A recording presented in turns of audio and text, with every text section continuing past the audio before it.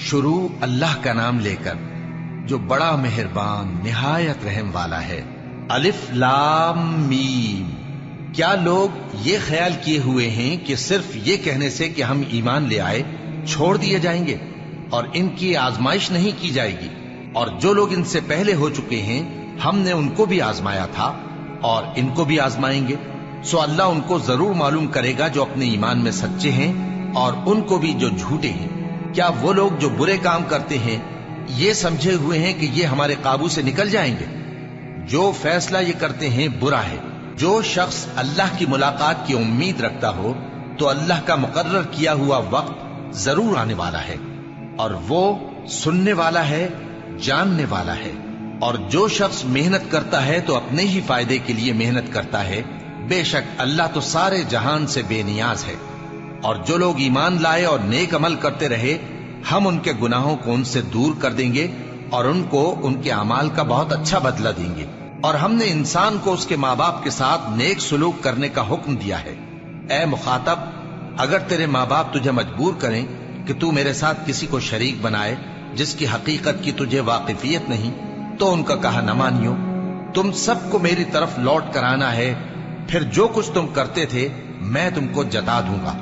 اور جو لوگ ایمان لائے اور نیک عمل کرتے رہے ان کو ہم نیک لوگوں میں داخل کریں گے۔ اور بعض لوگ ایسے ہیں جو کہتے ہیں کہ ہم اللہ پر ایمان لائے، پھر جب ان کو اللہ کے راستے میں کوئی ایذا پہنچتی ہے تو لوگوں کے ایذا پہنچانے کو یوں سمجھتے ہیں جیسے اللہ کا عذاب۔ اور اگر تمہارے پروردگار کی طرف سے مدد پہنچے تو کہتے ہیں کہ ہم تو تمہارے ساتھ تھے۔ کیا جو اہل عالم کے سینوں میں ہے اللہ اس سے واقف نہیں؟ اور اللہ ان کو ضرور معلوم کرے گا جو سچے مومن ہیں، اور وہ منافقوں کو بھی معلوم کر کے رہے گا۔ اور جو کافر ہیں وہ مومنوں سے کہتے ہیں کہ ہمارے طریقے پر چلو اور ہم تمہارے گناہ اٹھا لیں گے، حالانکہ وہ ان کے گناہوں کا کچھ بھی بوجھ اٹھانے والے نہیں۔ کچھ شک نہیں کہ یہ جھوٹے ہیں اور یہ اپنے بوجھ بھی اٹھائیں گے اور اپنے بوجھوں کے ساتھ اور لوگوں کے بوجھ بھی۔ اور جو جھوٹ یہ لوگ گھڑتے رہے قیامت کے دن ان کی ان سے ضرور پرسش ہوگی۔ اور ہم نے نوح کو ان کی قوم کی طرف بھیجا تو وہ ان میں 50 برس کم 1000 برس رہے۔ پھر ان لوگوں کو طوفان کے عذاب نے آ پکڑا اور وہ ظالم تھے۔ پھر ہم نے نوح کو اور کشتی والوں کو نجات دی اور کشتی کو اہل عالم کے لیے نشانی بنا دیا۔ اور ابراہیم کو یاد کرو جب انہوں نے اپنی قوم سے کہا کہ اللہ کی عبادت کرو اور اس سے ڈرو، اگر تم سمجھ رکھتے ہو تو یہ تمہارے حق میں بہتر ہے۔ تم تو اللہ کو چھوڑ کر بتوں کو پوجتے اور جھوٹی باتیں بناتے ہو۔ جن لوگوں کو تم اللہ کے سوا پوجتے ہو وہ تم کو رزق دینے کا اختیار نہیں رکھتے، بس اللہ ہی کے ہاں سے رزق طلب کرو اور اسی کی عبادت کرو اور اسی کا شکر کرو، اسی کی طرف تم لوٹ کر جاؤ گے۔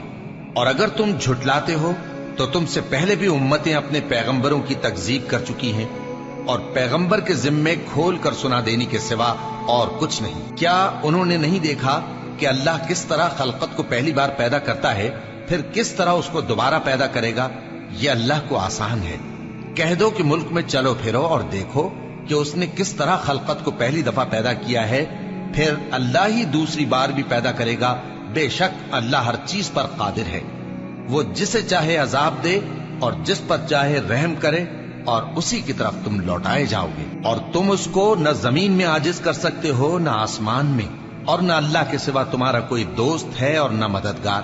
اور جن لوگوں نے اللہ کی آیتوں سے اور اس کے سامنے حاضر ہونے سے انکار کیا وہ میری رحمت سے نا امید ہو گئے ہیں اور ان کو درد دینے والا عذاب ہوگا۔ تو ان کی قوم کے لوگ جواب میں بولے تو یہ بولے کہ اسے مار ڈالو یا جلا دو، مگر اللہ نے ان کو آگ میں جلنے سے بچا لیا۔ جو لوگ ایمان رکھتے ہیں ان کے لیے اس میں نشانیاں ہیں۔ اور ابراہیم نے کہا کہ تم جو اللہ کو چھوڑ کر بتوں کو لے بیٹھے ہو تو دنیا کی زندگی میں باہم دوستی کے لیے، مگر پھر قیامت کے دن ایک دوسرے کی دوستی سے انکار کر دو گے اور ایک دوسرے پر لعنت بھیجو گے، اور تمہارا ٹھکانہ دوزخ ہوگا اور کوئی تمہارا مددگار نہ ہوگا۔ بس ان پر ایک لوط ایمان لائے اور ابراہیم کہنے لگے کہ میں اپنے پروردگار کی طرف ہجرت کرنے والا ہوں، بے شک وہ غالب ہے، حکمت والا ہے۔ اور ہم نے ان کو اسحاق اور یعقوب بخشے اور انہی کی اولاد میں پیغمبری اور کتاب رکھ دی، اور ان کو دنیا میں بھی ان کا صلہ عنایت کیا اور وہ آخرت میں بھی نیک لوگوں میں ہوں گے۔ اور لوط کو یاد کرو جب انہوں نے اپنی قوم سے کہا کہ تم عجب بے حیائی کے مرتکب ہوتے ہو، تم سے پہلے اہل عالم میں سے کسی نے ایسا کام نہیں کیا۔ کیا تم مردوں کی طرف مائل ہوتے اور راہزنی کرتے ہو اور اپنی مجلسوں میں ناپسندیدہ کام کرتے ہو؟ تو ان کی قوم کے لوگ جواب میں بولے تو یہ بولے کہ اگر تم سچے ہو تو ہم پر عذاب لے آؤ۔ لوط نے کہا کہ اے میرے پروردگار، ان مفسد لوگوں کے مقابلے میں مجھے نصرت عنایت فرما۔ اور جب ہمارے فرشتے ابراہیم کے پاس خوشی کی خبر لے کر آئے تو کہنے لگے کہ ہم اس بستی کے لوگوں کو ہلاک کر دینے والے ہیں کہ یہاں کے رہنے والے نافرمان ہیں۔ ابراہیم نے کہا کہ اس میں تو لوط بھی ہیں۔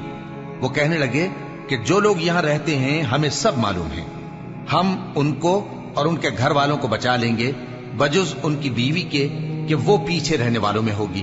اور جب ہمارے فرشتے لوط کے پاس آئے تو وہ ان کی وجہ سے ناخوش اور تنگ دل ہوئے۔ فرشتوں نے کہا کچھ خوف نہ کیجیے اور نہ رنج کیجیے، ہم آپ کو اور آپ کے گھر والوں کو بچا لیں گے مگر آپ کی بیوی کے پیچھے رہنے والوں میں ہوگی۔ ہم اس بستی کے رہنے والوں پر اس سبب سے کہ یہ بد کرداری کرتے رہے ہیں آسمان سے عذاب نازل کرنے والے ہیں، اور ہم نے سمجھنے والے لوگوں کے لیے اس بستی کی ایک کھلی نشانی چھوڑ دی۔ اور مدین کی طرف ان کے بھائی شعیب کو بھیجا تو انہوں نے کہا اے قوم، اللہ کی عبادت کرو اور روز آخر کے آنے کی امید رکھو اور ملک میں فساد نہ مچاؤ، مگر انہوں نے ان کو جھوٹا سمجھا، سو ان کو زلزلے کے عذاب نے آ پکڑا اور وہ اپنے گھروں میں اوندھے پڑے رہ گئے۔ اور عاد اور سمود کو بھی ہم نے ہلاک کر دیا، چنانچہ ان کے ویران گھر تمہاری آنکھوں کے سامنے ہیں۔ اور شیطان نے ان کے اعمال ان کو آراستہ کر دکھائے اور ان کو سیدھے رستے سے روک دیا، حالانکہ وہ دیکھنے والے لوگ تھے۔ اور قارون اور فرعون اور حامان کو بھی ہلاک کر دیا، اور ان کے پاس موسیٰ کھلی نشانیاں لے کر آئے تو وہ ملک میں مغرور ہو گئے، اور وہ ہمارے قابو سے نکل جانے والے نہ تھے، تو ہم نے سب کو ان کے گناہوں کے سبب پکڑ لیا۔ سو ان میں کچھ تو ایسے تھے جن پر ہم نے پتھروں کا مے برسایا، اور کچھ ایسے تھے جن کو چنگھاڑ نے آ پکڑا، اور کچھ ایسے تھے جن کو ہم نے زمین میں دھسا دیا، اور کچھ ایسے تھے جن کو غرق کر دیا۔ اور اللہ ایسا نہ تھا کہ ان پر ظلم کرتا، لیکن وہی اپنے آپ پر ظلم کرتے تھے۔ جن لوگوں نے اللہ کے سوا اوروں کو کارساز بنا رکھا ہے، ان کی مثال مکڑی کی سی ہے کہ وہ بھی ایک طرح کا گھر بناتی ہے، اور کچھ شک نہیں کہ تمام گھروں سے کمزور مکڑی کا گھر ہے۔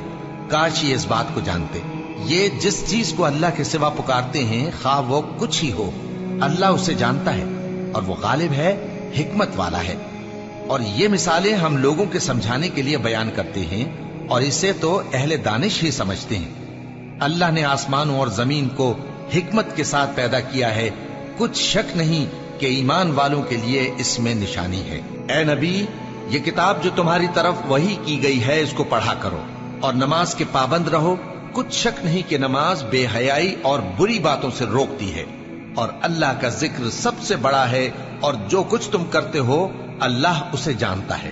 اور اہل کتاب سے بحث نہ کرو مگر ایسے طریق سے کہ نہایت اچھا ہو۔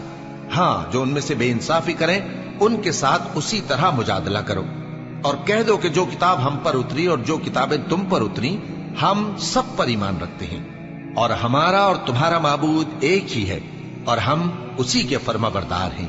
اور اسی طرح ہم نے تمہاری طرف کتاب اتاری ہے تو جن لوگوں کو ہم نے کتابیں دی تھیں وہ اس پر ایمان لے آتے ہیں، اور بعض ان مشرک لوگوں میں سے بھی اس پر ایمان لے آتے ہیں، اور ہماری آیتوں سے وہی انکار کرتے ہیں جو ہیں ہی کافر۔ اور تم اس سے پہلے کوئی کتاب نہیں پڑھتے تھے اور نہ اسے اپنے ہاتھ سے لکھ ہی سکتے تھے، ایسا ہوتا تو اہل باطل ضرور شک کرتے، بلکہ یہ روشن آیتیں ہیں جن لوگوں کو علم دیا گیا ہے ان کے سینوں میں محفوظ، اور ہماری آیتوں سے وہی لوگ انکار کرتے ہیں جو بے انصاف ہیں۔ اور کافر کہتے ہیں کہ اس پر اس کے پروردگار کی طرف سے نشانیاں کیوں نازل نہیں ہوئیں؟ کہہ دو کہ نشانیاں تو اللہ ہی کے پاس ہیں، اور میں تو کھلم کھلا خبردار کرنے والا ہوں۔ کیا ان لوگوں کے لیے یہ کافی نہیں کہ ہم نے تم پر کتاب نازل کی جو ان کو پڑھ کر سنائی جاتی ہے؟ کچھ شک نہیں کہ مومن لوگوں کے لیے اس میں رحمت اور نصیحت ہے۔ کہہ دو کہ میرے اور تمہارے درمیان اللہ ہی گواہ کافی ہے۔ جو چیز آسمانوں اور زمین میں ہے وہ سب کو جانتا ہے، اور جن لوگوں نے باطل کو مانا اور اللہ سے انکار کیا وہی نقصان اٹھانے والے ہیں۔